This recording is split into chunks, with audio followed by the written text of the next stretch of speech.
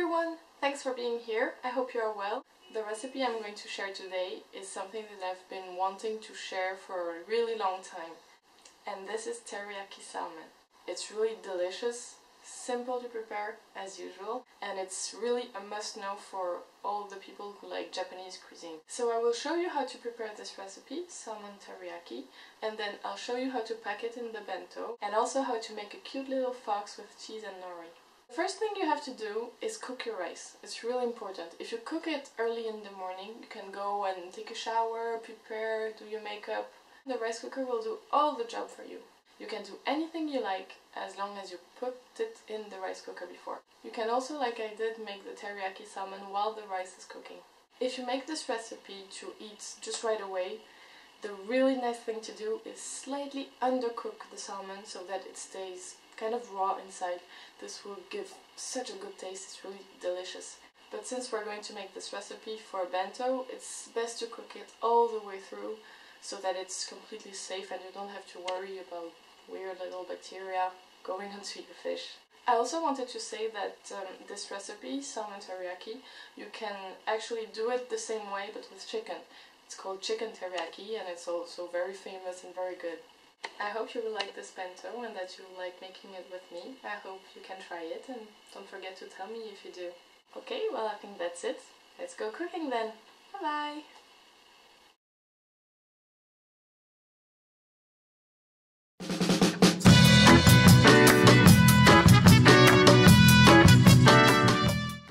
Use your knife to take out the scales on the skin.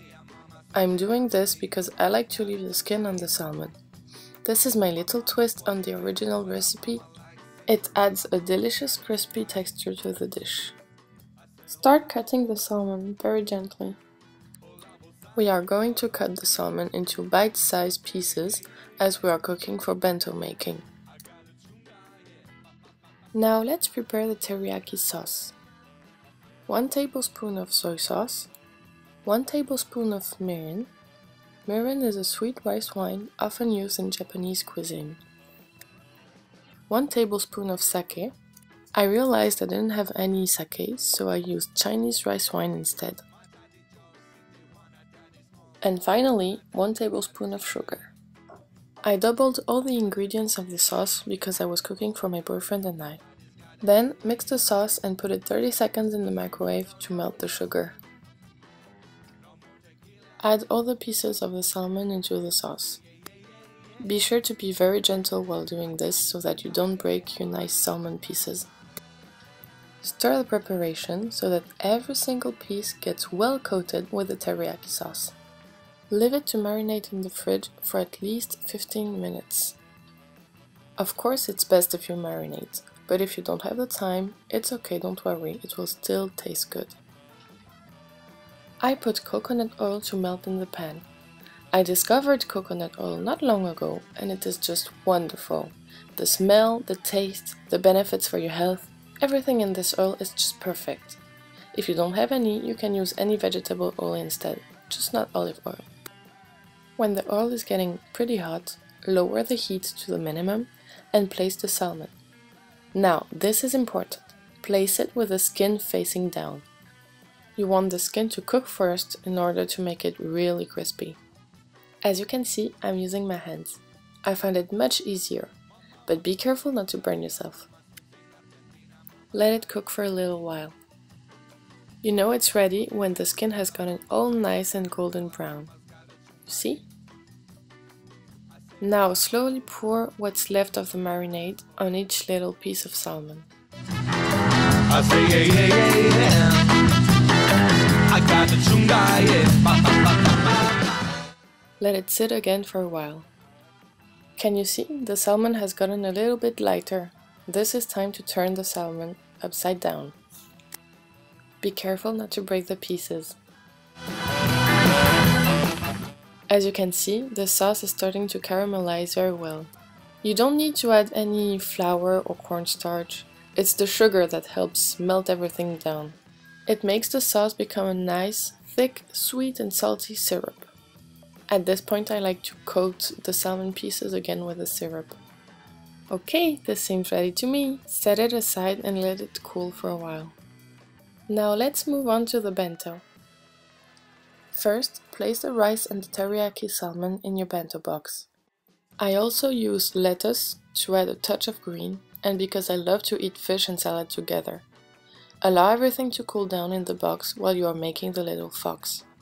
If you pack your bento with hot food inside, it will create steam and moisture because of the lid, and the food won't be very good to eat.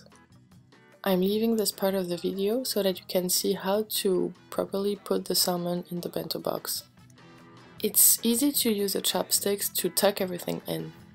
You can see that this is a pretty small box, but if you leave no empty spaces, you can actually put lots of food inside.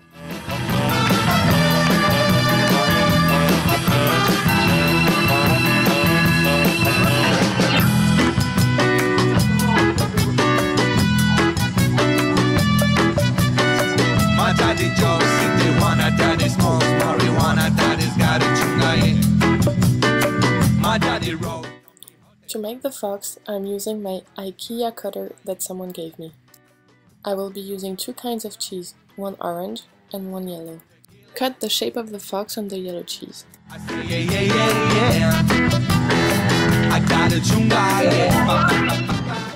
Then cut the tail and the other body parts on the orange cheese. I'm making little orange legs now. You can do whatever you want. Just be creative. The head can be orange too. Use toothpick or bento pick to cut the parts that you don't need. If the toothpick is not precise enough, use a knife.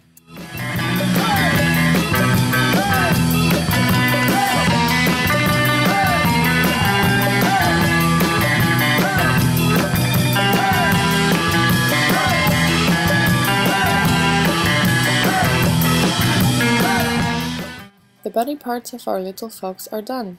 Let's move to the face.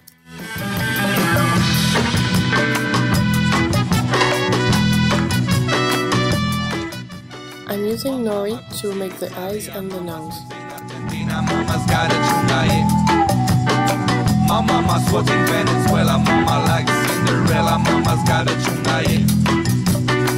I say hola hola, hola bossa nova.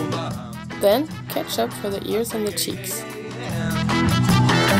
I got the chunga, yeah.